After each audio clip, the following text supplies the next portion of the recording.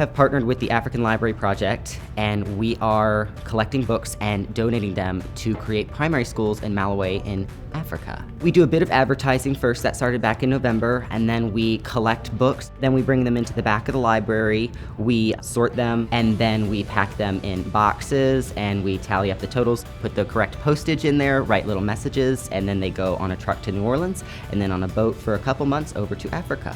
Today we gathered together to pack our 4th library from the donations that we had from Mr. Woodmansey's class, and we helped build more boxes. I just think in high school it's good to give kids opportunities to show leadership and to be part of a community and work together. I always tell them, even if they could just bring in one book, that book could not just make the difference in one person's life, it could be a generational difference. And so I think sometimes just showing them that even the smallest kindness, smallest gesture can make a world of difference, I think is an important thing. Literacy is so powerful.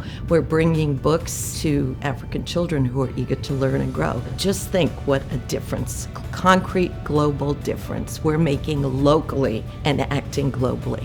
A lot of us here have a lot of opportunity. We're in a good school system. And it's very nice to remember and help support others who don't have that opportunity. A lot of kids here want to help out but don't know how to do it. And this was a great opportunity for people to come together and help provide. It's just a fantastic cause, and it's a great way to give back to your community. And it's fun. I really do enjoy coming in every Wednesday morning, and I've been staying after school as well and doing this. It's so rewarding. It is so wonderful. We teach children about compassion and service and caring for others. And here we're making a concrete global impact. Everyone's entitled to be literate, so we're just difference makers, just like Dublin City Schools.